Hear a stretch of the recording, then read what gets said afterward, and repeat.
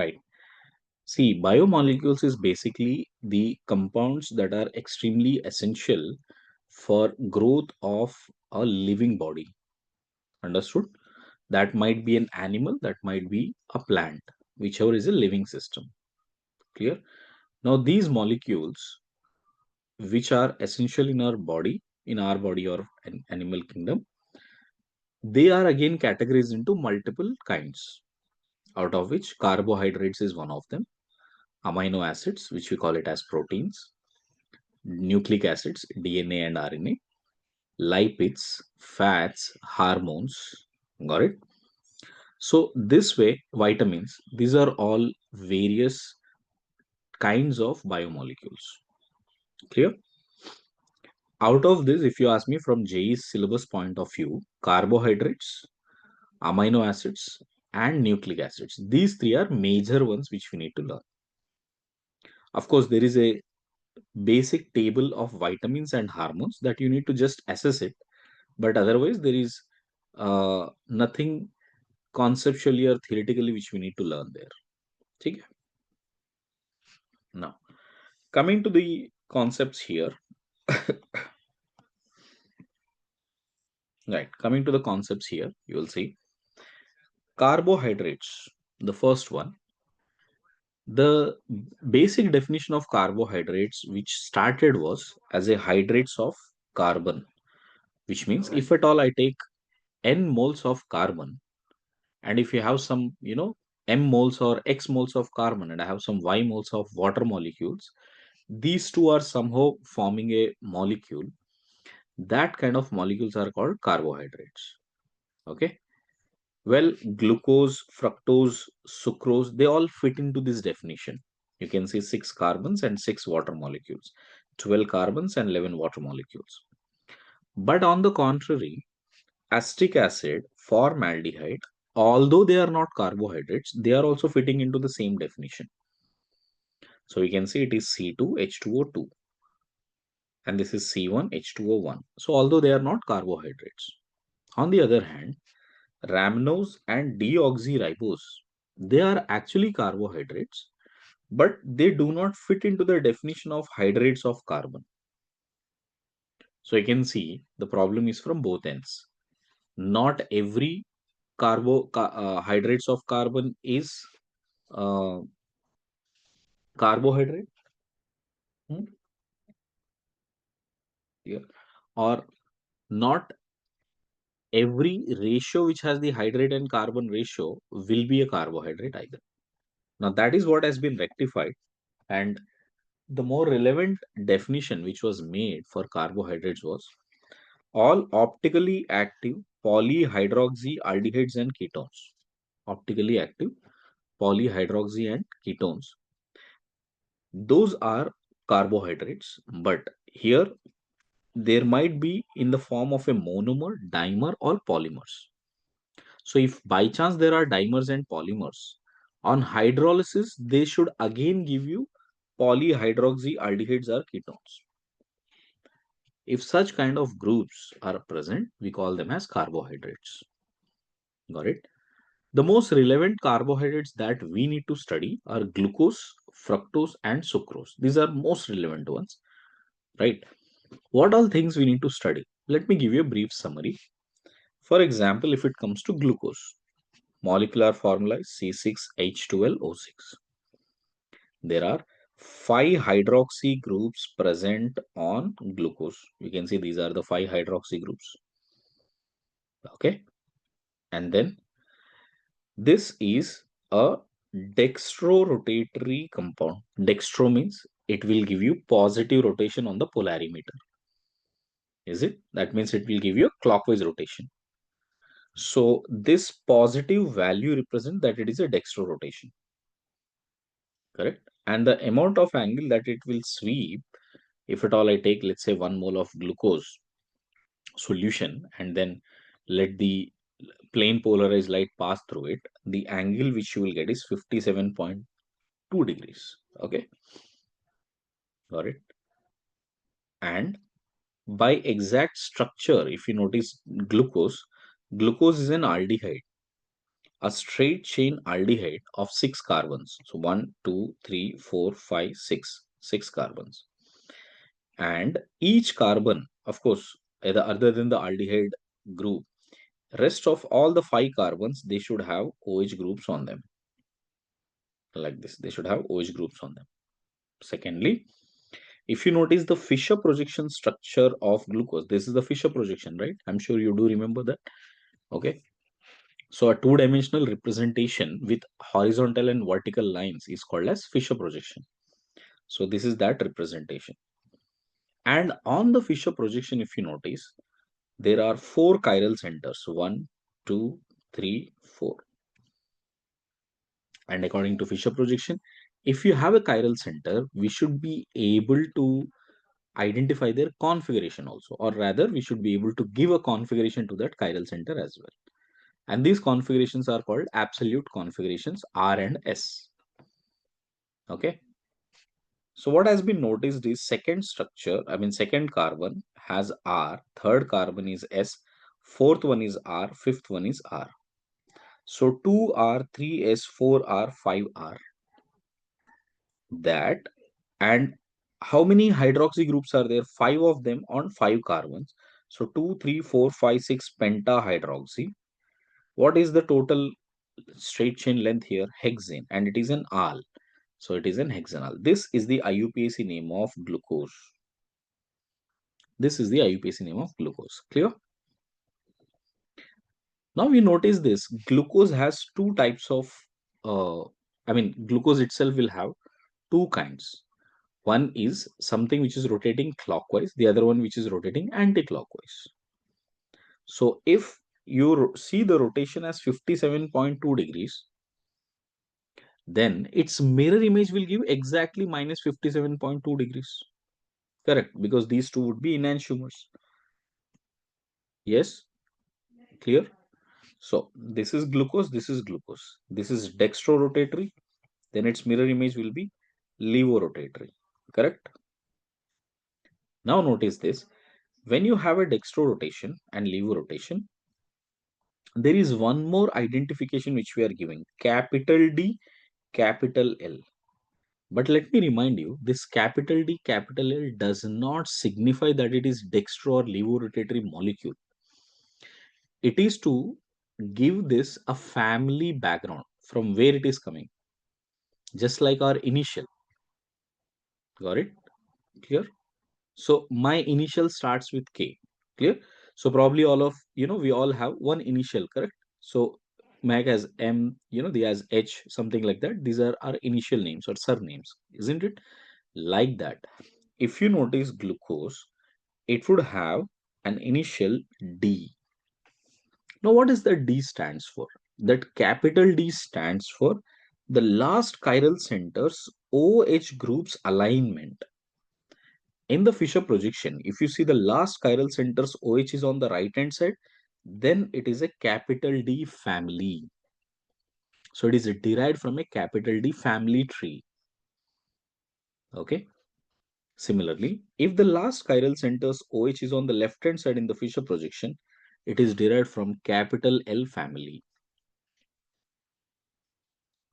Clear with the idea? What is glucose now? Yes. Right. Similarly, what is that family tree? I'll be discussing in a moment. Okay. But basic idea is clear, right? You need to check out the last chiral center. If it is on the right hand side in the Fischer projection, it is capital D. If it is on the left hand side, it is capital L. Hmm? Next. The next important compound is fructose. Fructose is actually a ketone, not an aldehyde. And there are 5 OH groups on the fructose as well. You can see 1, 2, 3, 4, 5. And the keto group positioned at second carbon. It is positioned at second carbon. And if I take the fructose solution and make and check out the optical rotation, I would notice there will be levorotatory. And the angle that it is sweeping is minus 92.7 degrees. Clear? So that's the angle it will sweep. Okay. So we'll see 5 hydroxy groups, correct? And there is one keto group, C double bond O. And now, again, if you notice this one, there are three chiral centers in it: third position, fourth position, and fifth position. So that brings us what will be the IUPAC name here. Notice third position is S, fourth position is R, fifth position is R. So first you have to mention that. And then you have 1, 3, 4, 5, 6 on all of that. We have pentahydroxy. And this is an hexane. And at second position, there is an one ketone. So hexane to one. This is the IUPAC name of fructose. And whether we should give capital D or capital L, that depends upon the family tree. Have you noticed something? On the fifth position, the OH group is on the right hand side, last chiral center, and it is on the right hand side. So what do we name it? Capital D. If it is on the left hand side, capital L. Clear with these two cases? I hope both of you understood this part. Okay, right. Let's go ahead now. The next sugar we'll be discussing is about sucrose. Sucrose, it is also called as invert sugar. Why is it called invert sugar? Well, sucrose molecular formula is C12H H22O11. Usually, the sucrose is the main component in cane sugar.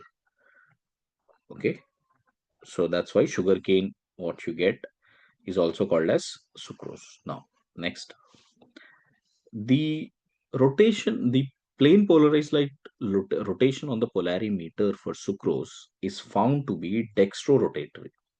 It is around 66.6, and that is dextrorotatory. A dextrorotatory molecule, if you hydrolyze it, it is going to give us glucose and fructose. And you notice glucose is now around 52.7 degrees. Levo, which is fructose, which is minus 92.7 degrees. Got it? So what is the learning from here? That glucose and fructose, whatever that is forming here, okay? If you notice these two, overall rotation, because the fructose is a dominant angle, it will become negative. Overall, it will become levorotatory. Clear? Which means sucrose, which was earlier dextrorotatory, after adding water, what happens to the solution? It has become levorotatory. That means the rotation got inverted. Hence, it is called as invert sugar. Clear with the point? Right. Now remember that sucrose is made up of glucose and fructose only, of each being 1 mole. Okay. Now this is the basic summary which you need to know about the sugars, the first three important sugars. Now let's see how these sugars are classified. They are classified based on different parameters. First is based upon how many number of sugar molecules it possesses, and that would be called as saccharides. The number of sugar molecules are called as saccharides. Got it? So first of the kind is monosaccharide. Monosaccharide is the one which cannot be further hydrolyzed into sugars, smaller sugar molecules. Okay, they are generally sweet in taste. They are water soluble. If you notice, glucose, fructose, mannose, galactose, ribose, these are all monosaccharides. These are all monosaccharides, correct? So that means they cannot be further hydrolyzed. Next one are oligosaccharides. Oligosaccharides are the ones which can be hydrolyzed, and they will be giving 2 to 10 monosaccharides after hydrolysis. They are also generally sweet in taste. They are water soluble as well. And you notice sucrose is something which is a mixture of glucose and fructose. Lactose is glucose and galactose. Maltose is glucose and glucose mixture. Okay. Now these three are the important oligosaccharides which we'll be learning in this topic: sucrose, lactose, and maltose. Check out the combinations. Sucrose is glucose and fructose, lactose is glucose and galactose, and maltose is glucose and glucose. Glucose is common in all three of them, only these three would be changing. Got it? Right. Next one is polysaccharides. If on hydrolysis you are getting more than 10 units of monosaccharides and they are not sweet in taste, these are called non-sugars in generally, and those are polysaccharides. Starch, starch is made up of some 1000 units of glucose, right? So if you have n units of alpha glucose, that is starch. Usually in all the plant foods we find starch. Next, if the polysaccharide is made up of beta glucose, okay, n units of beta glucose, then it is called as cellulose. Okay, usually it is found on the barks of the plants, cell walls. Okay, so these are all made up of beta glucoses. Next, glycogen is a very similar kind of starch, but it will have much more complex connections. So if you have n units of same alpha glucose but will with multiple more connections, then that is called as glycogen. Usually it is found in our livers, okay, and also in animal foods. So these are the polysaccharides. Are these the only polysaccharides? Of course not, but we are restricting ourselves to study only these three polysaccharides.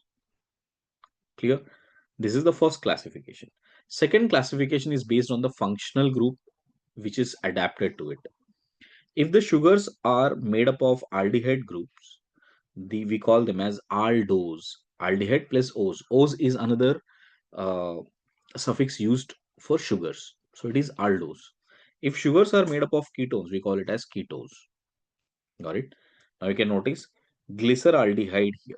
Glyceraldehyde is 3 carbon with one carbon having two carbons having OH, and that's the minimum requirement, right? It should be polyhydroxy and it should be chiral center. So you can see there is a chiral center as well, and it is an aldehyde. Got it? Then this is called as, the common name is glyceraldehyde. Okay. Have you noticed that glyceraldehyde is the basic aldehyde, basic sugar that we can get, the most smallest sugar which we can think of, because the requirement is only satisfied with at least 3 carbons. One, chiral center should be there. Second, polyhydroxy should be there. Third, it should have aldehyde or a keto group. Now that logic can only be satisfied with minimum of 3 carbons. That means this is the minimum molar mass that you require to get an uh, sugar. Got it? And that minimum carbon aldehyde is what we call it as glyceraldehyde. Now notice in glyceraldehyde, if at all I try to figure out the optical rotation of this chiral center, okay. Now while trying to make the trying to find out the optical rotation, what am I doing? I'm keeping the aldehyde on top on the Fisher projection, alcohols in the bottom, OH on the right, H on the left. Keeping this skeleton, now if I try to figure out, priority wise, OH will have the first priority. Next, aldehyde will have the second priority. Alcohol will have the third priority. Okay, I meant to say, if you see priority rules, CIP rules, let me quickly revise CIP rules. CIP rules is about finding out the priority group based on the first connected atoms. You see, here it is oxygen, carbon, carbon, hydrogen. So who should be given first priority? OH. Done. After that, you need to check between these three. So here it is carbon, hydrogen, carbon. So this is gone. Between these two, I need to decide the priority. Now the next atom connected to it is oxygen. The next atom connected to this is also oxygen. But here it is double bond, here it is single bond. So again, the double bond will have more priority compared to single bond. So who will get more priority here? This one, then 3, and last one will be 4. So hydrogen will have the least priority 4. Now what you need to do to figure out whether it is R and S configuration, you will always check out how 1, 2, 3 are rotating or aligned on a rotation. So 1, 2, 3 are aligned in a rotation of anti-clockwise direction here, correct? And remember, if the least priority group is on the horizontal line, okay, if the least priority group is on the horizontal line, then the anti-clockwise direction is dextrorotation Clockwise rotation is lever rotation.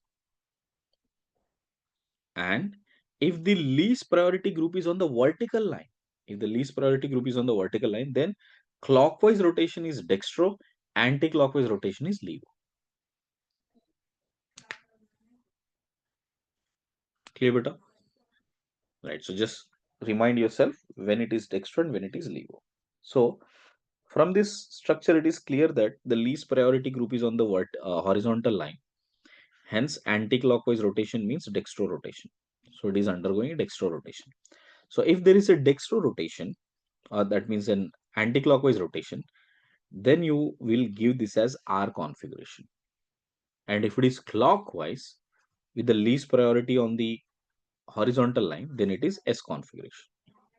I mean, S will become the absolute configuration. Yeah? Right. Now, have you noticed that since glyceraldehyde, which has only one chiral center, in most cases, beta, the single chiral center will always have same kind of a rotation of R and dextro also. That means dextro will always mimic with R and levo will always mimic with S. So that means this molecule is a dextro rotation and it is R configured. It is R configured and it is dextro rotation. Since it is a dextro rotation, we say it is a capital D sugar. So this becomes the basis of all other groups. That's why you remember I told you the last chiral center should always have OH on the right hand side. If there is on the right hand side, then it is capital D sugar. Now from here onwards, you will start increasing the number of carbons. You can check it out. For example, if this was an here this is a glyceraldehyde. Now I'm introducing one more carbon to it. In between, I introduce one more carbon with having one OH and H. Now this was having three carbons, so it is triose. Now you have four carbons, so it will become tetrose. So this is aldo triose, this is aldo tetrose. This is keto triose, this is keto tetrose. Okay. Now, if you notice aldo tetrose here, in that aldo tetrose, I have OH on the right hand side. So this will still be a D sugar. Clear now? The name is different. Just like we had glyceraldehyde for three carbons, for four carbons, the name will be different. Okay, you can see that the name is here D erythrose, capital D. Again, I have written capital D. Same way, here we have OH on the right hand side. So this is D threose. This is the sugar name. All right. So one thing we learned in this classification is glucose is a aldohexose, while fructose is a ketohexose. Okay. Next is DL configuration, which I just told you. It will be 1, 2, 3, which means it is capital R here. So this is capital R rotation, and this one is capital S rotation. I told you R and dextro usually mimics with each other, not this D, sorry, this one. R and dextro mimics with each other. S and levo with mimics with each other. And since this is a starting sugar, we call it as a capital D sugar. This is as capital L sugar. Okay. Now let me show you the family tree. Okay. Now imagine like D-glyceraldehyde is our ancestor. Correct. So from that ancestral sugar, now you are trying to derive as many sugars as possible. Correct. Now there were two types of ancestral sugars. One is a capital D sugar. The other one is a capital L sugar. Capital D as in the way one where OH is on the right hand side on the chiral center. If OH is on the left hand side, that will become capital L sugar. Okay. So this we started off with D-glyceraldehyde.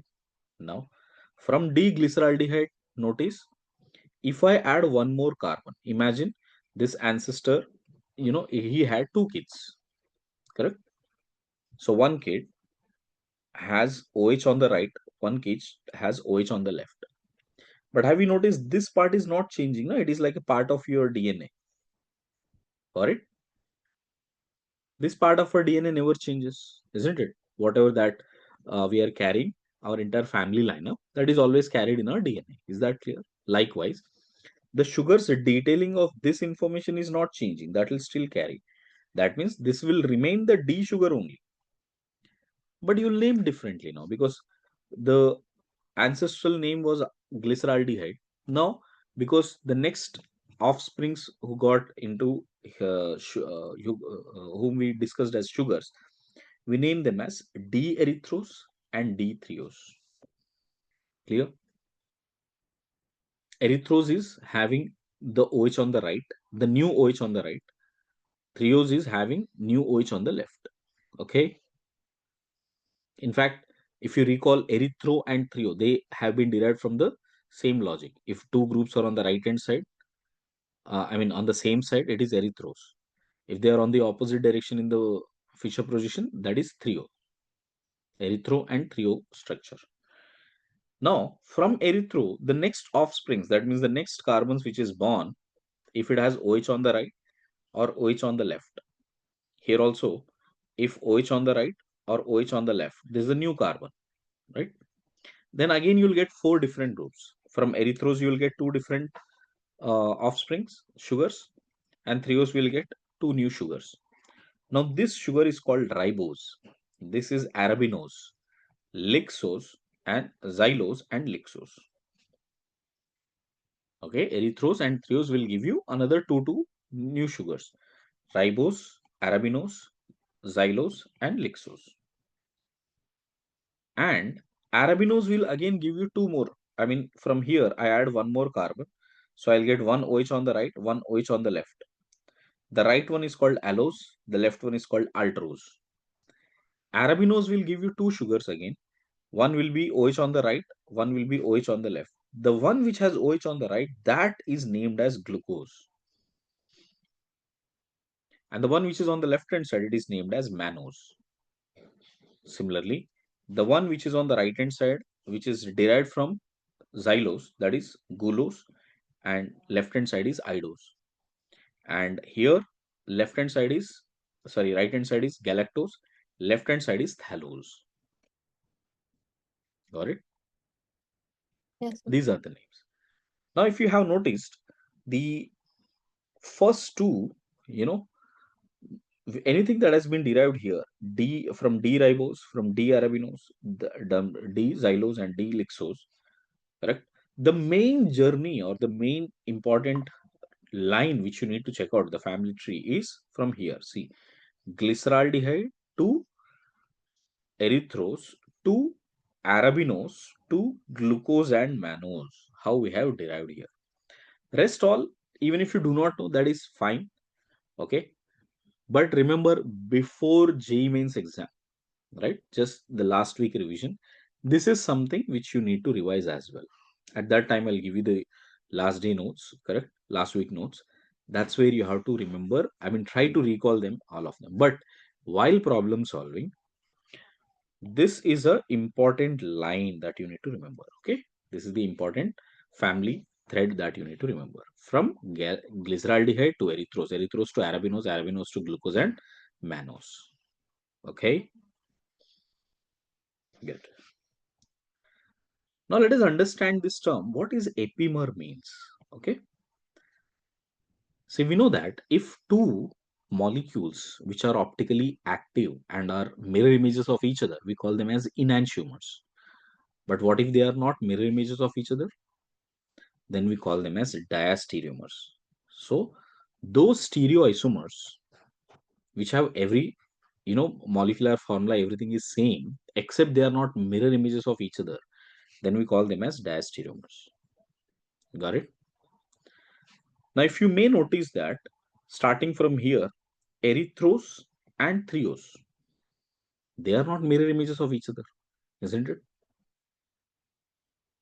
But molecular formula is same, only their uh, absolute configuration is different. Like here, if this is R configured and this is R configured, here this is S configured and this is R configured. So that's why configuration is changing only at one position. Got it? Hence, these two are diastereomers of each other. Now is an interesting definition for diastereomers, another important definition within diastereomers. If a chiral center has, you know, uh, if a molecule has configurational differences only at one location, rest of the locations they have same configuration. They are still diastereomers, but their configuration is same on all the positions except for one chiral center, except for one position. So like this here, only on this position the chiral center configuration is different. So when you have configurational difference only at one particular center or one chiral center, then we call it as epimers. Now go to the next one. Have you noticed ribose and arabinose? Have you noticed up to this structure is exactly same? So if the configuration is R and R, here also it will be R and R, correct? So configuration here will be, R, R and R, while here it will be S, R and R. So have you noticed the configurational change is only at one chiral center? If the configurational change, right, is only at one chiral center out of all the chiral centers, then they are still diastereomers, but such diastereomers are called as epimers. Understood the definition now? Right. So ribose and arabinose are epimers of each other. Xylose and lixose are epimers of each other. Erythrose and threose are epimers of each other. Okay. Let us pass that on to the six carbons. Glucose and mannose. Notice structurally everything is same. The only difference that you will find it on the second carbon. Here, have you noticed the second carbon now? On second carbon, there is a difference. And because IUPAC wise, that is the second carbon that you will give it as a numbering. So you call this as C2 epimer. That glucose and mannose are C2 epimers. Got it? Similarly, if you notice, allose and maltose are also C2 epimers. Glucose and idose are C2 epimers. Galactose and thallose are C2 epimers. Got it? Not just that, if you notice, let's say glucose and galactose, if I compare, because in case of glucose and galactose, the only configurational difference is on the fourth carbon here and here. Sorry, where is that? This one, this position, this one, and this one. No, glucose is here. My mistake. See, glucose is here. Check out the fourth carbon here. So one, two, three, four, fourth carbon. So this one, and you go all the way fourth carbon here. Can you see that? Rest all chiral centers are same. Structure wise, they are exactly same, isn't it? So configurational difference is different on which position? Fourth position. That's why we call glucose and galactose are C4 epimers. So they are C4 epimers. Clear, beta? Okay. So this is a shortcut that you need to remember. You started with glyceraldehyde. You went to erythrose and threose. From there, we go to ribose and arabinose, arabinose to glucose and mannose. Okay. You can remember it like this: GET, get, and this is RAG. Okay. RAG, RAG. Clear? So from here, glyceraldehyde to erythrose to threose, and ribose, arabinose to glucose. That's how we have reached. Okay. And for glucose, this is the important information that glucose is making a C2 epimer with mannose, C4 epimer with galactose, C3 epimer with allose, and C5 with idose. Although these two are usually not asked, these two are very, very frequently asked. That glucose is making epimerism with which position of which, uh, hexose. So we need to check out C2 and C4 with mannose and galactose. Clear? Right. Yes. See the next thing. Next, check out on all the reactions of glucose. All chemical reactions of glucose would also become the important part of understanding. See, remember, we are trying to discuss the reactions of glucose, but at the same time, those reactions of glucose are also confirming various points in glucose, that whether it is aldehyde or not, whether it has 5 hydroxy groups or not. So we are trying to confirm its exact structure as well. Glucose has multiple names: dextrose, dextrin, that is the pharmaceutical name that is being used. Next, grape sugar, right? Grape sugar usually has more glucose in it. Next, preparation of glucose mainly comes out of sucrose and starch. Just simply hydrolyze it. Acidic hydrolysis, the better. If you make acidic hydrolysis, sucrose will convert into glucose and fructose. Starch will also, dilute with H2SO4 and boil it. Everything will convert into n moles of glucose. Got it? Now see chemical reactions in a hierarchy order, starting with HCN. This is an aldehyde. You react with an HCN. We learned all, these are all, by the way, aldehyde and ketone reactions only. This is all repetition what we learn. Okay. So whenever there is an aldehyde, you react with HCN. What do I get?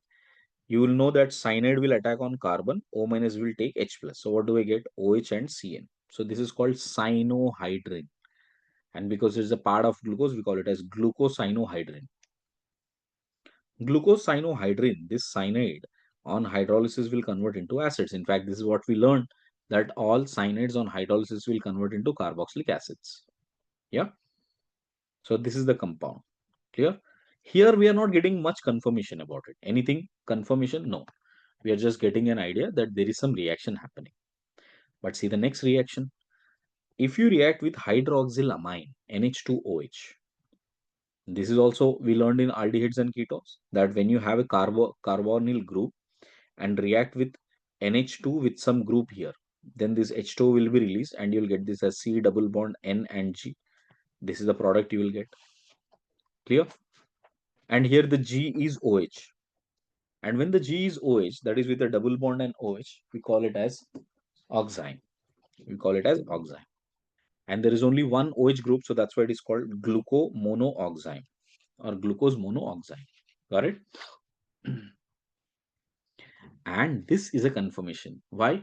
Because oximes are usually colored.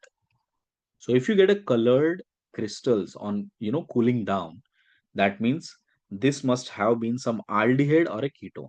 So what are we doing here? So here we are making a confirmation about aldehydes and ketones. This is giving the presence of carbonyl group. So carbonyl group as in either it is an aldehyde or it is a ketone. Done. This is the first reaction. Clear? See the second reaction. Bromine water. See, bromine water is a mild oxidizing agent. What it does, wherever there is an aldehyde, it will convert that into an acid. And bromine water is colored. Bromine water is brown in color. And once it becomes an acid, it will become colorless. So this is an important reaction again. So if the bromine become colorless, this is confirming the presence of aldehyde. So this reaction gives us the presence of aldehyde. Okay. If bromine water is not getting decolorized, probably it is a keto group. Understood now? Right. Next one, notice if you have acylation. Acylation means you take this glucose, react with excess amount of anhydride, acetic anhydride, excess amount of acetic anhydride in the presence of pyridine. So when you add it to excess amount of anhydride here, correct? So this anhydride AC2O here, so we'll get a connection with this OH and it will become OAC. It will start becoming OAC here. So as it becomes OAC, OAC 4 times, correct? Because all the OH group, I'm converting that into an OAC 4 times here.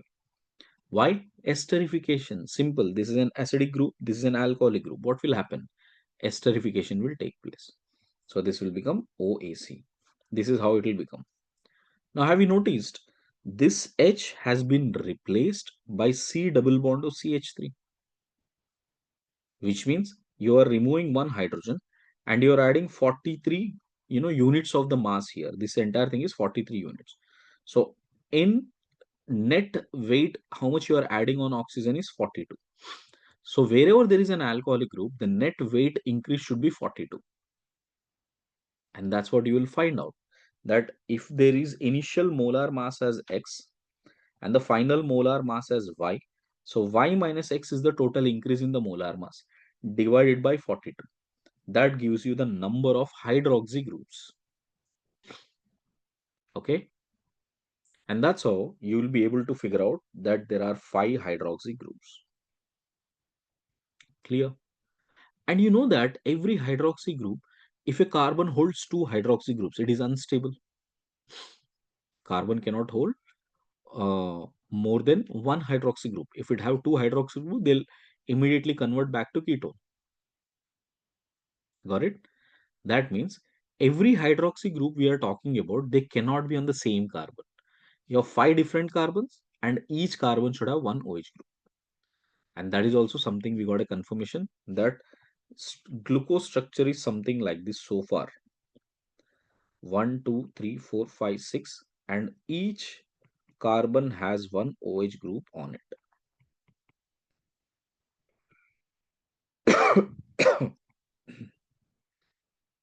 Clear now?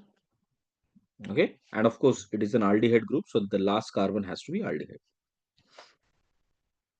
So far, out of these 3 reactions, we got 3 important confirmations. One, that carbons have carbonyl group. Glucose has carbonyl group. Second, it has aldehyde group. Third, it has 5 hydroxy groups, and all of them are present on each and every carbon. Okay. Next, when it comes to 2,4-DNP test, okay, when you have 2,4-DNP, 2,4-DNP is a very important test for detection of aldehydes and ketones. But it was very unfortunate that glucose was not able to give a better reaction here. So that means it is kind of debating the fact that क्या इसमें aldehyde actually है, because from one reaction we are expecting that कि यहाँ पे aldehyde या ketone है, but then it is not giving the same reaction with 2,4-DNP. So it is giving a mixed kind of reactions here, that from one end it is appearing to have an aldehyde or a keto group. From the other end's reaction, 2,4-DNP is saying that there is no aldehyde or there is no presence of aldehyde or ketone group. Correct? Now, basically, this indicates that there is no aldehyde or ketone, explains the presence of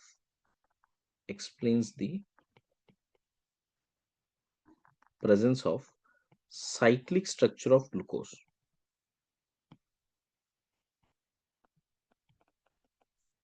Cyclic structure of glucose. So it is telling us the fact that there is a cyclic structure exists in glucose. Got it? Clear, beta? Right. Next one.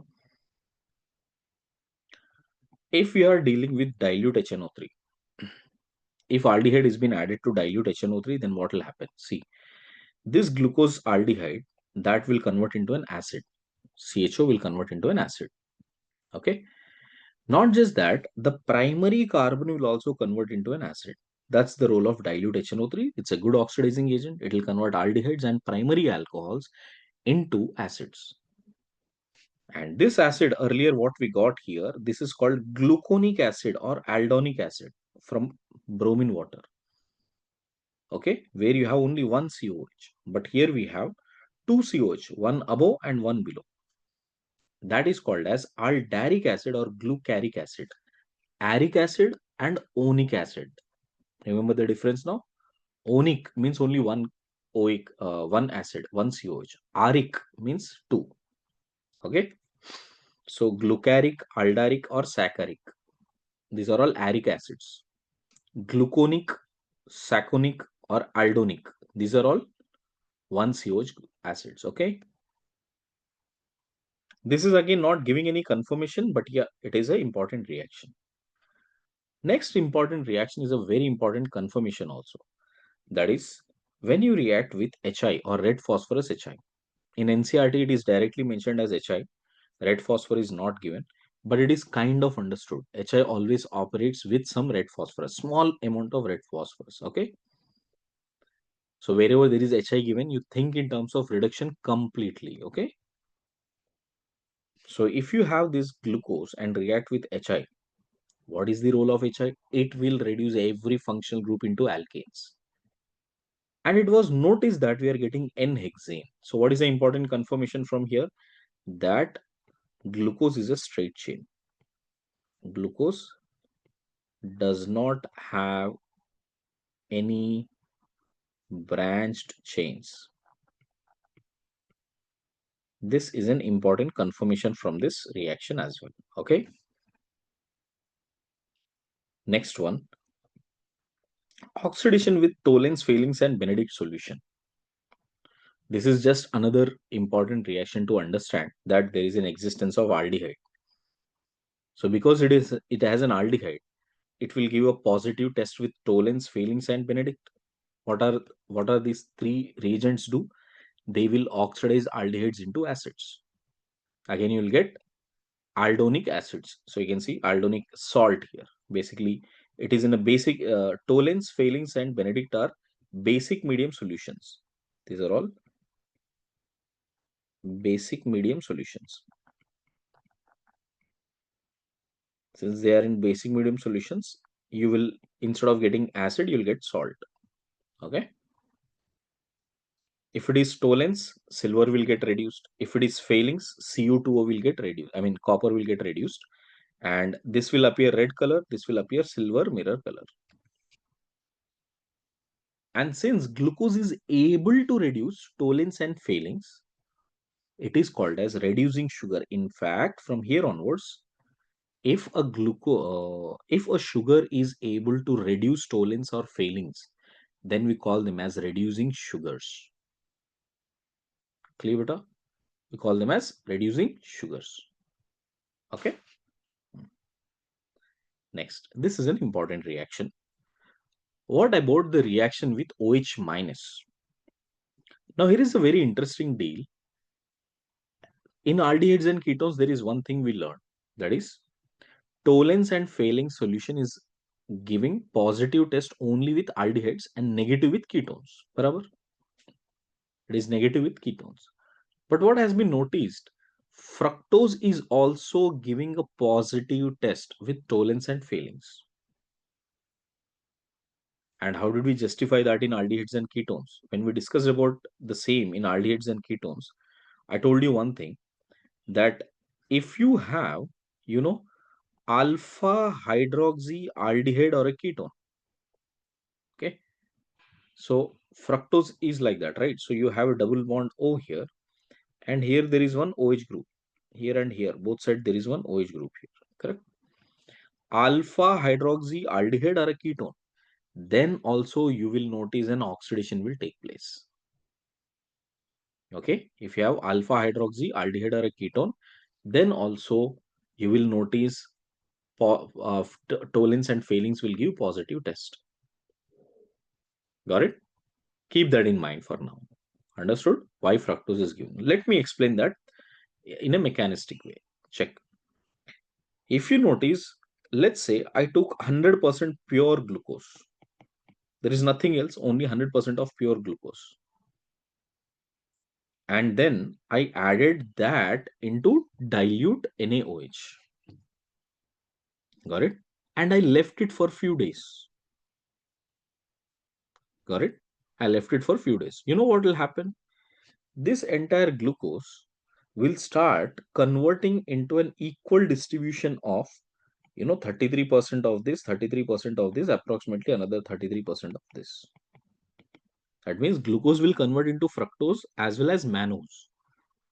And the same logic happens even with the fructose also. Let's say I took 100% fructose. After a few days, you will see all three will be in equal amount. Same goes with mannose also.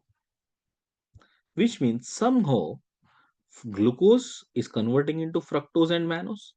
Fructose is converting into glucose and mannose. Mannose is converting into glucose and fructose as long as you keep that in basic medium. Is this point clear? Right. How is that happening? See, why is that happening and how is it happening? Correct. Now, imagine this kind of an enol.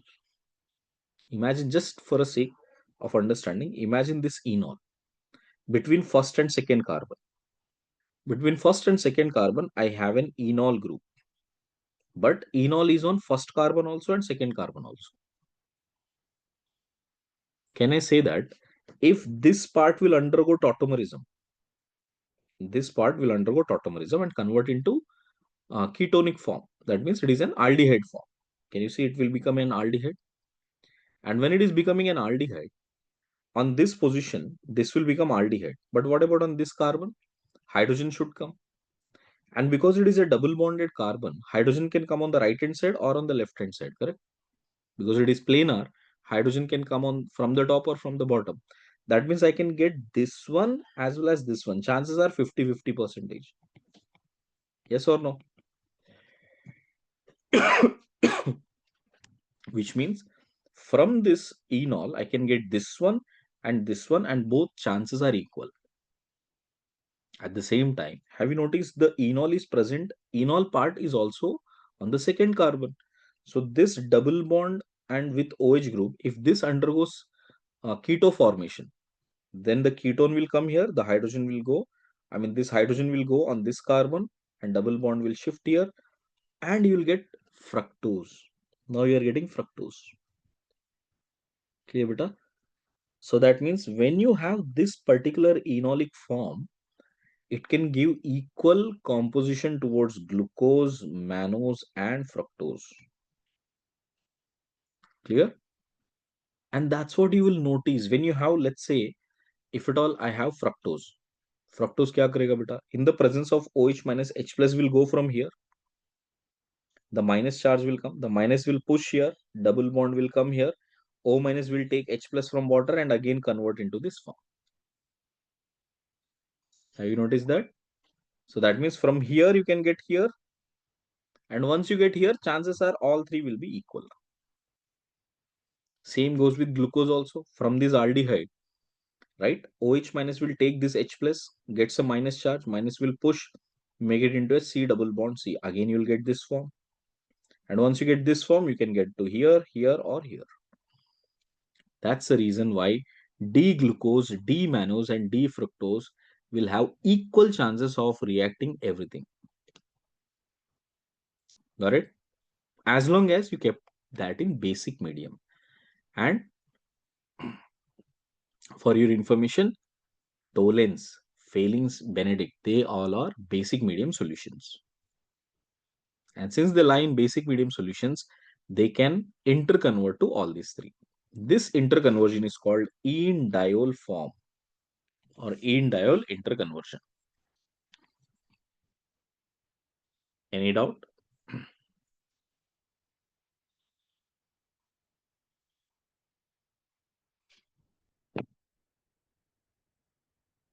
Shall we go ahead?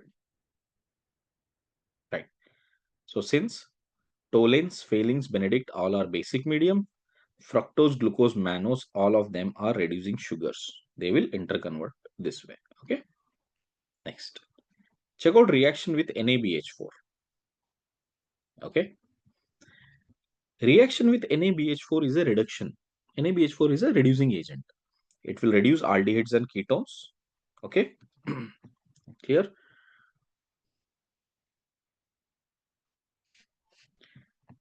It is reaction with NaBH4. You can see NaBH4 will make a reduction of aldehyde or a ketone. So that will convert into an alcoholic form. So you can see we have this kind of alcohol form with all carbons having OH group, that is called as sorbitol or alditol.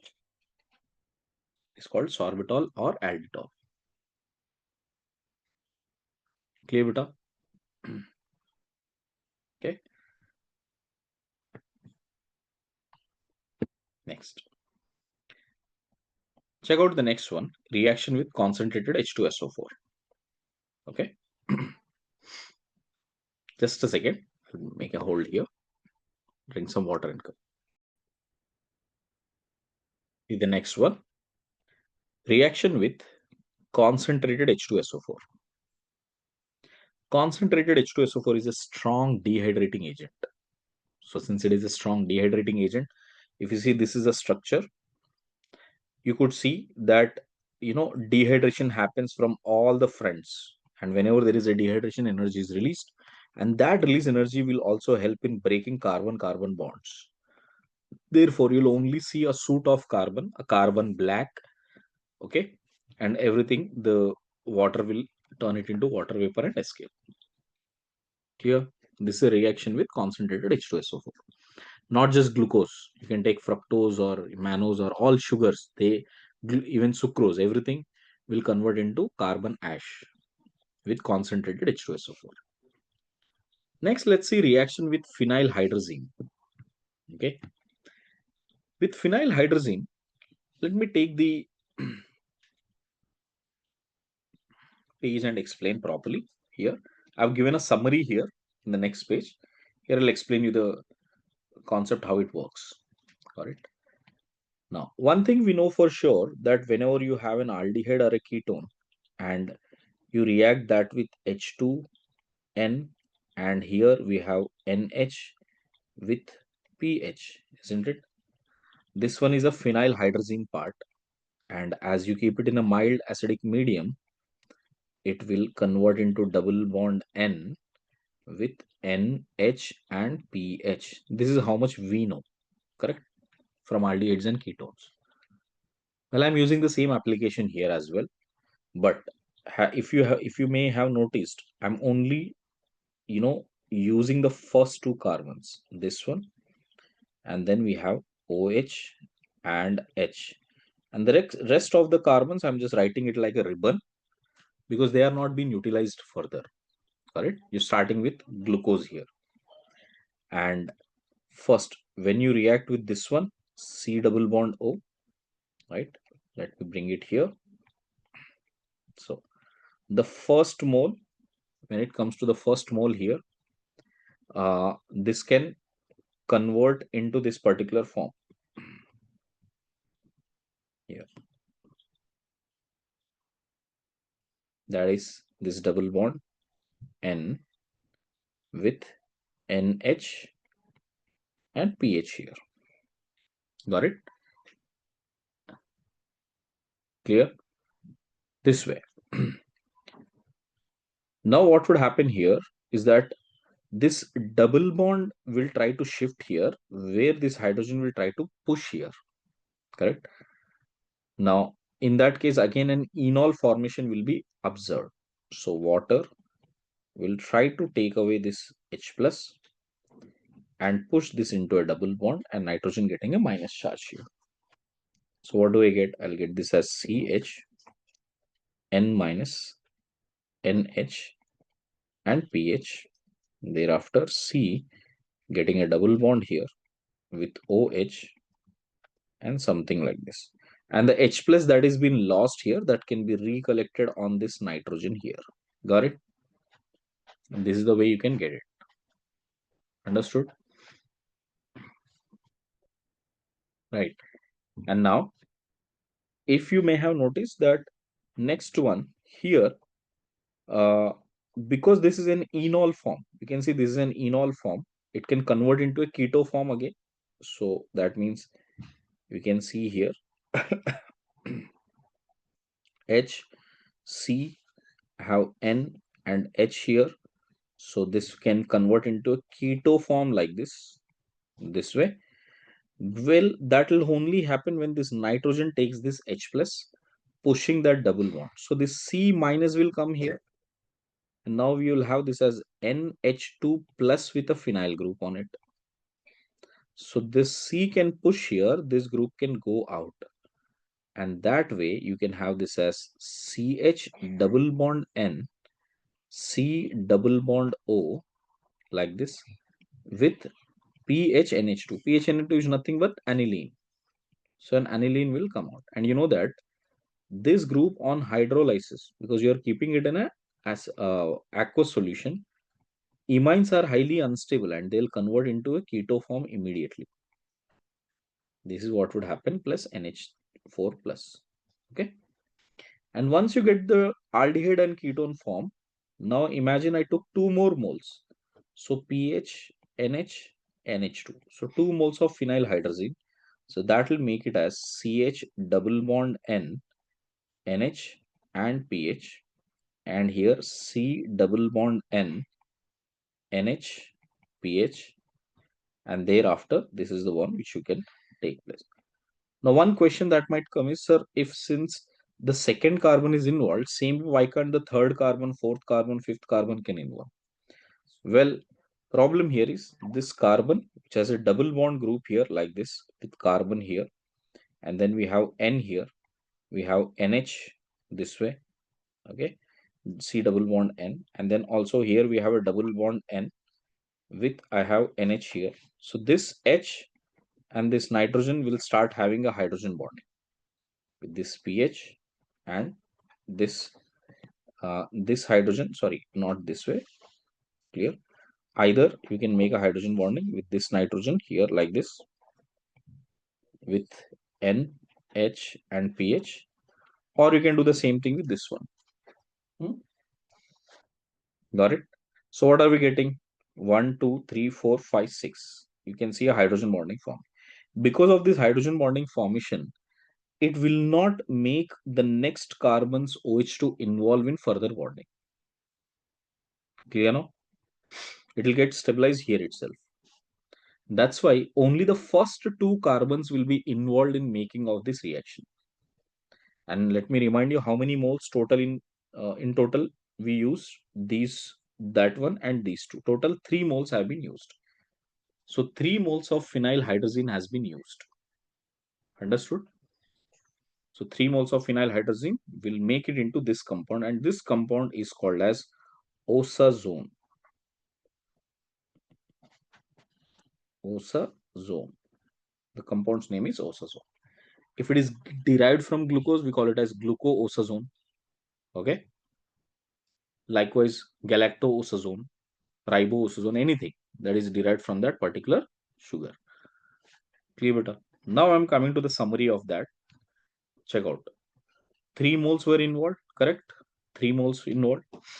Product is glucoosazone, and all osazones are, needle-shaped uh, crystals, and this is a yellow colored crystal. And all C2 epimers form same osazone. That means whether you take glucose or mannose, because first carbon and second carbon is only involved. So those two will give you same osazone. So you can see it will give you same osazone. Second, all C2 epimers form same osazone. Along with that, I mean, I'm just showing all the C2 epimers here. D allose, D altrose, D glucose, D mannose, as well as D fructose. Why fructose? Then fructose has a C double bond on the second carbon. So the same reaction can start with the second carbon from here. This double bond O reaction can start with second carbon, and the first carbon could later involve like this. That's why glucose, fructose, and mannose, all three would have same osazone. This is very, very frequently asked question, that what is the product with glucose or fructose or mannose. Got it? All three will give you same type of osazone. Now you can notice this is the osazone that has been formed here. So from glucose, 3 moles, osazone, this is the structure. Clear, beta? Okay, right. So summary is something that you need to remember. I would suggest you to, write down the reaction, practice it once quickly. The next reaction is reaction with HiO4. Okay. So if you notice the HiO4 reaction here, got it? HiO4 is also known as periodic acid. So well, here we have 6 carbons with uh, each carbon having an OH group. And what is the requirement for HiO4 oxidation? For HiO4, we require an vicinal diols like this. Okay. Or you can also have one aldehyde with one OH group, or one ketone with one OH group. We can also have NH2 and one OH, or we can have two NH2 groups. All of them will help in breaking this bond. That means you will be able to break this bond here, here, here, and here. Now, this is the combination you should be searching out for. Correct? Done. So, if I break that way, what do I get? So, as soon as I break that way, as soon as I break here, one OH you can give it down to this carbon, and one OH you can give it up to this carbon. So, carbon holding two carbons, if you have a carbon holding two OH groups, that will convert into an aldehyde. Carbon holding three OH groups, that will convert into an acid. Correct? And this we have done in alcohols and phenols before. You can see the same reaction again. So I'm using HiO4 for this glucose structure. So for glucose structure, you see right from the bottom onwards, the bottom carbon between these two, there is OH and OH. So this is vicinal group. So I break this bond, give one OH up, one OH down. And again, you see this carbon and this carbon, it will again have OH and OH. So that means I have to break this one also, make one OH up and one OH down. Break the next one OH up, one OH down, and you keep doing the process till till you start breaking everything up to the top one. Clear? Now, as you break everything, have you noticed the first carbon? The first carbon has double bond O and one OH. So that makes it formic acid. Second carbon has three OH groups, 1, 2, and 3. So that makes it formic acid. Third one, fourth one, fifth one. All of these will convert into formic acid only. And the last one, the last carbon, will have only two OH groups. So that makes it aldehyde. That's the reason why you will get 5 moles of acid and 1 mole of aldehyde. And every line represents you're using that many number of moles of HiO4. Clear, beta? So we are using 5 moles of this HiO4. Okay. Next, notice the structure of glucose. See, glucose can be exhibiting both open structure as well as cyclic structure. And in an open chain structure, this is a Fischer projection which we have learned. What is its name? Everything we have learned. But why we are saying there is a cyclic structure that might be existing for glucose? Reason is we found that it was giving a negative test with 2,4-DNP. We found that it is giving a negative test with sodium bisulfate. We found that it is giving negative test with Schiff's reagent as well. You notice that these are very bulky groups. And for these bulky groups, the glucose aldehyde is not responding, which means the aldehyde formation may not be present only in glucose. Then what might happen? Well, glucose, when you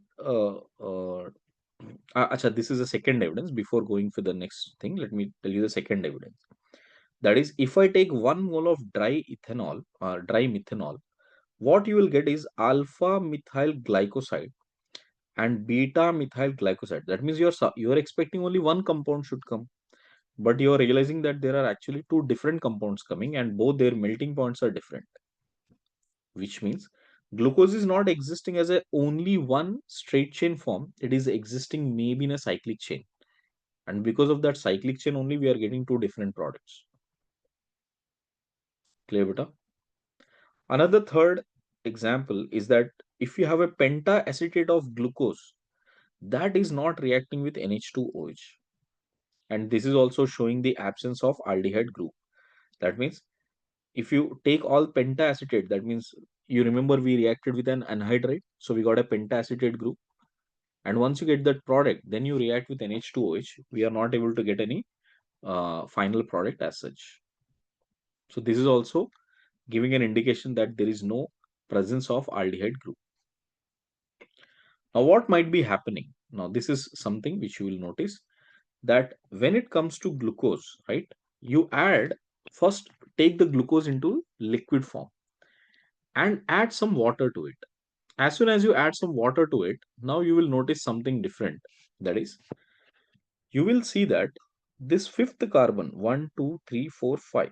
On the fifth carbon, there is an OH group as well, correct? And this OH group itself will try to attack on this carbon internally as a nucleophile. It will try to attack on that position as a nucleophile. Got it? See, whenever you want to make an attack, all the attacking group should be in the same line of where the group is. Then only the cycle will form, correct? Isn't it? That means this entire line, which is like the, spine. Imagine like a spine, correct? This is the spine of this molecule, right? If you have to imagine, I have some spine kind of a, toy with you. If you have to connect both of these ends, so you need to make sure that both of them are on the same side, right? It cannot be like this, isn't it? It cannot be going this way and then sliding it down, isn't it? So that's why, to make sure that this OH attacks here, so I'm showing a Fisher projection wherein the OH is coming down, right? And you remember, in a Fisher projection, if you make one exchange, it will give enantiomer. But if you make two exchange, it will give identical. That's why I'm exchanging these two first, and then I'm exchanging these two second. So that's why CH2OH will be on the left, H will be on the right, and OH will be here. Done. Two exchanges has been performed. So what are all exchanges we did? Between these two, I made an exchange. And then when the hydrogen is here, between these two, I made an exchange. So that's when I get this structure. Even number of exchanges should be done. Now can you see the OH is here? Once the OH is here, from the back end, it is attacking this carbon. After attacking, have you noticed this is a sp2 carbon? When you make an attack on sp2 carbon and that becomes a chiral center, then this O minus and this H, these two groups could be this way or they could be this way, right? One H could be in one structure, H could be on the right, in one structure, H could be on the left. Chances are 50-50%. That's why when the OH attacks here, you would get this H, and this O minus will take away H plus from here. So that will become OH as well. So you can get H and OH group. Both could be in this particular form or this particular form. Okay. And this first carbon and the fifth carbon is now connected via oxygen. This first carbon and fifth carbon are connected via oxygen. You can see that. Remember, this is not any carbon. This is not any carbon position. It is just to show that cyclic formation. All right. This is not some carbon. Remember, it is just to show between carbon 1 and carbon 5 there is a connection. So this becomes now in the Fisher projection on the first position. If the OH is on the right hand side, you can simply call it as an alpha uh, cyclic structure. If the OH is on the left hand side, you call it as a beta cyclic structure. It is a beta cyclic structure or alpha cyclic structure. Now, this is what you need to notice in the other structuring form. Check. This is the spine of that molecule. Now I'm exchanging that CH2OH here, H here, and H here, and OH here. Two exchanges are been done. Okay. And once the exchanges are been done here, basically the same skeleton, I'm writing it and showing you how the spine will be coming close to each other. Now I've exchanged this. After exchanges, OH is here. So it is in the line of C double bond O where the attack can be possible. As soon as the OH attacks, this will become O minus and that will take H plus. And you will get this ribbon represent. That means OH could be up, H could be down, or H could be up and OH could be down. So what are the structures I'll get? I will get a 6-membered cyclic structure wherein you notice this CH2OH and this OH could be opposite to each other, or CH2OH and OH could be on the same side. Now this is where we made a definition that if this CH2OH and the newly formed OH, if they are opposite to each other, we call it as alpha structure. If they are on the same side, we call it as a beta structure.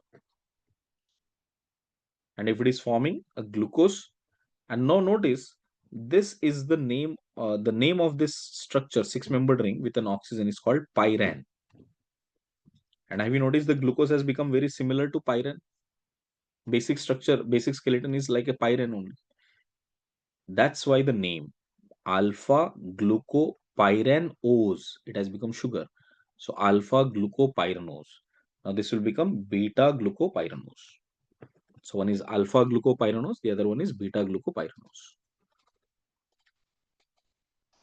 Clear? Right. So you can see. Just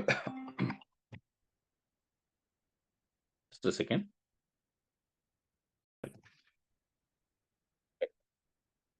If you notice this alpha glucopyranose and beta glucopyranose, got it? Again, their structure is exactly same except for change in configuration at one position, isn't it? This is configurational change only at one position. So what are these two? These two are diastereomers. And remember what was the definition? Diastereomers where configuration changes only happen at one position. We used to call it as epimers, correct? So can I say that alpha and beta, both of them are epimers of each other? Correct? Alpha and beta are epimers of each other. Now notice this one. These epimers are forming only on that carbon where it has one OH group and OR group. And remember, carbon having OH group and OR group, what do we call it? Hemiacetal. This is what we learned in aldehydes. Correct? So we call it as hemiacetal group. So this carbon alpha glucopyranose is also a hemiacetal, beta glucopyranose is also an hemiacetal. And such type of hemiacetals which are forming on the the hemiacetals which have configurational changes only at that carbon position, that is called as anomers. So anomers are slightly different than epimers. If the configurational difference happens anything other than carbon 1 position or hemiacetal position, you call it as epimers. But if it happens on the hemiacetal carbon only, then you call it as anomers. Understood the difference, beta? Both of you clear on that? Right. Okay. So I would suggest please go through the structure once thoroughly. Okay. Try to write and learn how the Haworth projection is created. This projection of showing how the groups are up and down, that is called Haworth projection. Got it? Take a minute's time, go through it once. Understand the next concept, which is mutarotation. Okay. Now, mutarotation is a concept that is to be utilized, correct? Or rather, I would say it is applicable when you have a hemiacetal carbon, in short. So if you notice, this carbon has one OH group and OR group in a cyclic structure. This carbon also has one OH group and one OR group in a cyclic structure. Then I can say alpha glucose and beta glucose both will show a concept called mutarotation. Got it? Both will show a concept called mutarotation. Now, what does that mean? Basically, you will not have the uh, exact angle what you anticipate. For glucose, if you notice a straight chain, glucose, we expect that the angle of rotation should be around 57.2 degrees. Got it? But now it doesn't work like that. What happens? Because if you take it in an aqueous solution, glucose is slowly converting into alpha and beta forms. Right? Now, you will see the rotation keeps swinging around till it reaches an equilibrium. Only at equilibrium it comes to a constant value. And what exists at equilibrium? At equilibrium, you will see existence of alpha, beta as well as straight chain. And what is the composition at which they are present?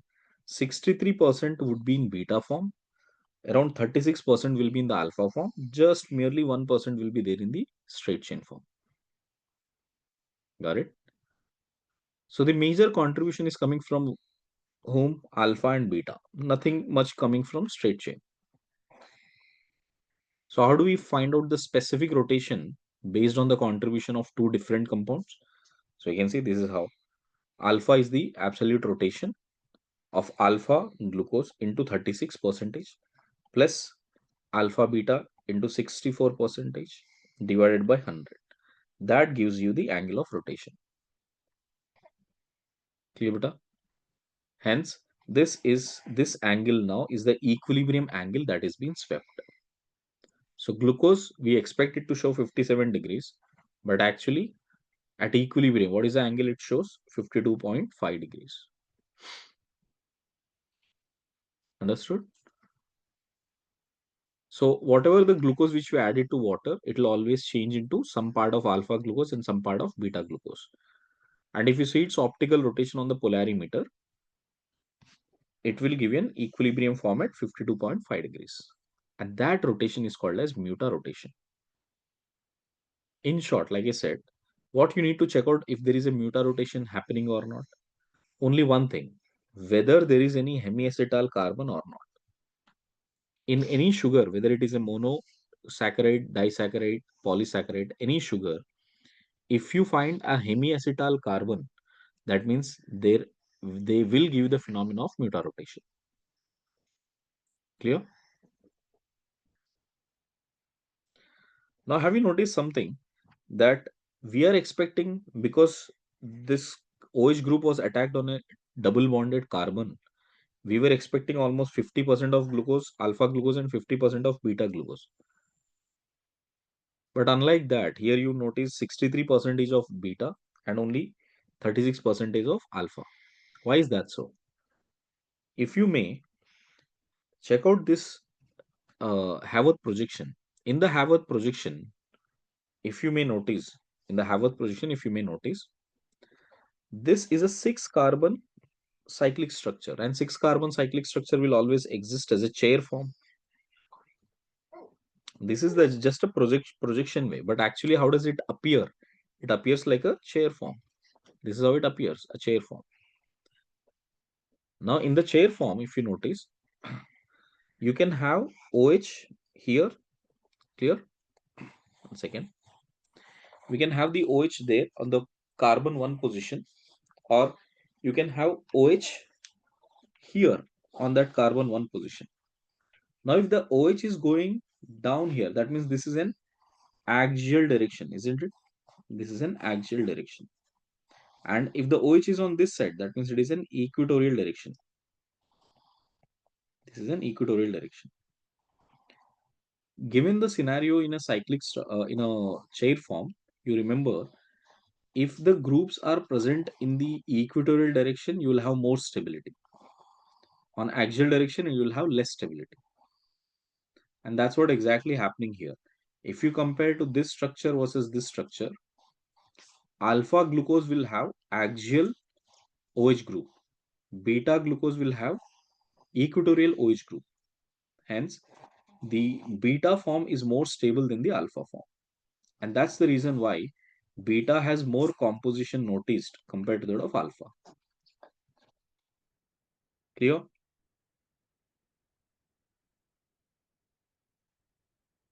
I hope this point is clear, beta. Right? Okay. So alpha glucose and beta glucose, if you notice, this would have less composition compared to that of beta group.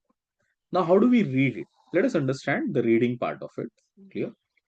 For that, let me again bring back the structures of glucose here.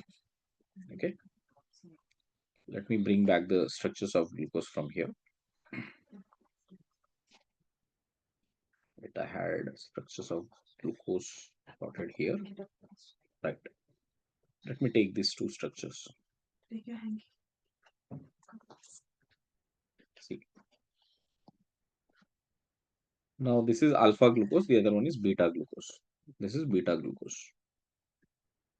Okay. So when you take the alpha glucose, how do we write the Fisher projection? If at all I have to rewrite the Fisher projection for that, you can see.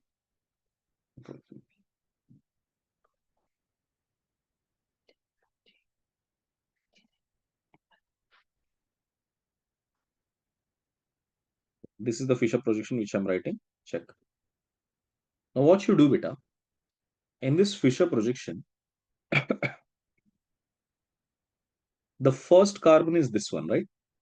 On the first carbon, we have an oxygen connection. So from here, I will write it this way. Because see, in Fischer position, we'll have 4 carbons here. And now, sorry, I have 5 carbons now. So 1 second, like this. Put one more here, this way. Yeah. Now notice, this is the first carbon. 1, 2, 3, 4, 5, and 6th is here actually, because that will have the OH group. Now notice, on this first carbon, through the 5th carbon, we make a cyclic structure, correct? So that means here we have basically one line on this side, and from here on the first carbon, we have a rotation happening this way. This way, we are connected to an oxygen. This is the hemiacetal oxygen, okay? Now I'm talking about this oxygen. These two are the same ones. And then everything that is going down in the fish Haworth projection, okay? Everything that is down in the Haworth projection.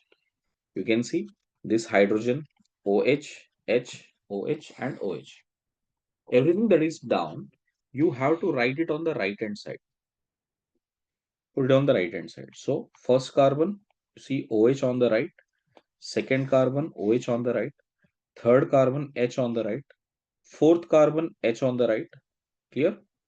And fifth carbon, basically this one is also OH. Fifth carbon, we have H on the right, this way, correct? In fact, let me put it in the better way here. So if at all I put the same line here, basically the connection happened from here, right? So I'm writing it from here like this. This is that oxygen connection. Got it?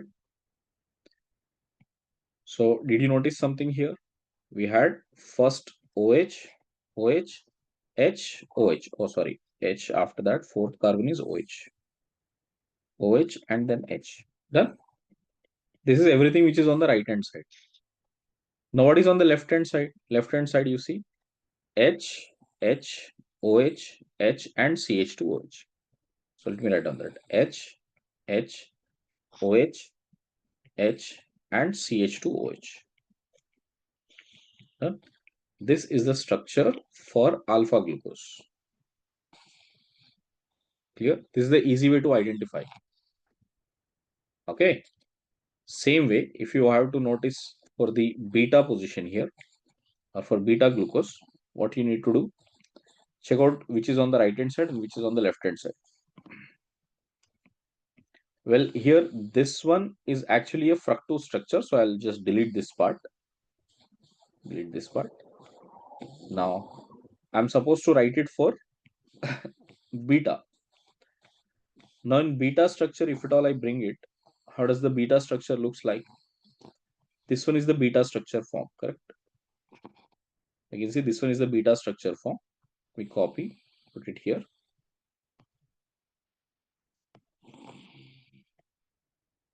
This one is that beta structure form. Now, notice for the beta structure form here. For beta structure, what are all the groups that should be there? So let me just remove these groups once again and we'll write it. So check. Now, starting with OH. OH is on the up, up, up, up, up, and up. These should go on the left hand side. So let me start with that. OH on the left, then H on the left, OH on the left, H on the left, and CH2OH on the left. And what is on the right hand side?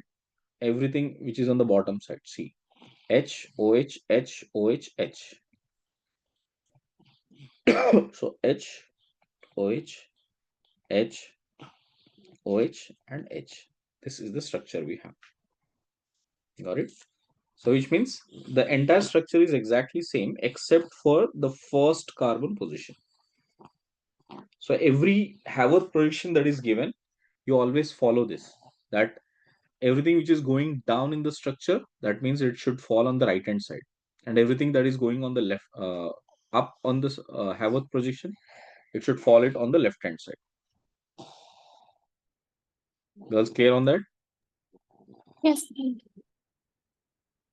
Right. So I want you to practice it once, how to write the Fisher projection. Okay. I'll give you two structures here.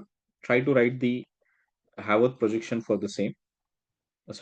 Write the Fisher projection.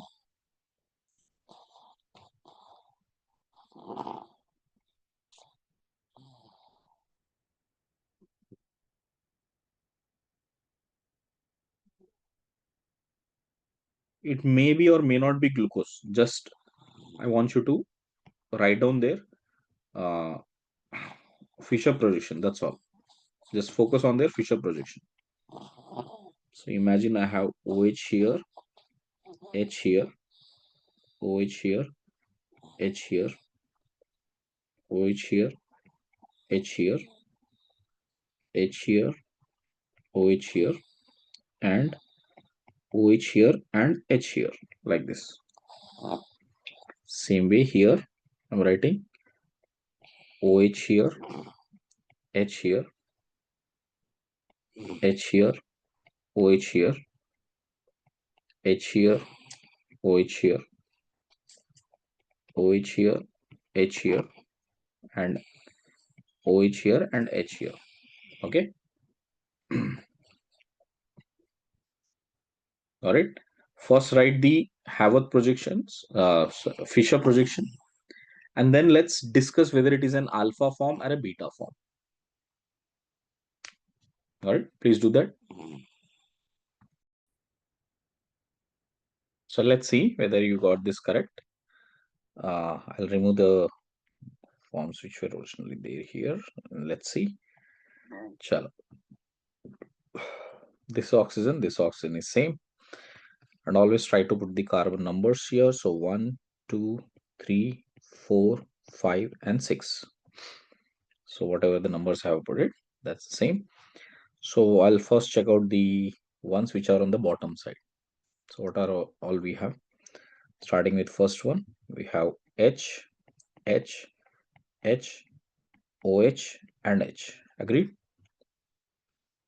And whatever on the top side, we have OH, OH, OH, H, and CH2OH. This is what we have. Yes, Vita? See it on the right hand side.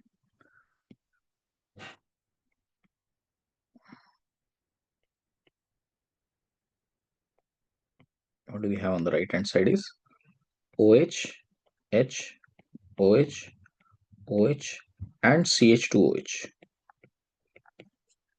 And on the left hand side, we have H, OH, H, H, and H.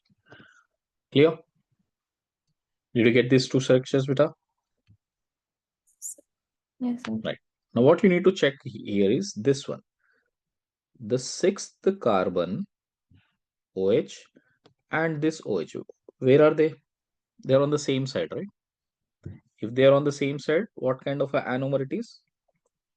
Alpha anomer, correct? And what about this one? OH is on the downside and CH2OH is also on the downside. This is also an alpha anomer. So this is the usual confusion we have. Just because OH is down, it does not mean always beta. You always need to check out between these two groups, how they are, okay? If both CH2OH and OH are on the same side, then it is alpha. If they are opposite side, then it is beta, okay? But here also, they both are on the same side. Hence, both of them are alpha anomers. Clear on this point? Yes. Right, okay? So we'll stop the first session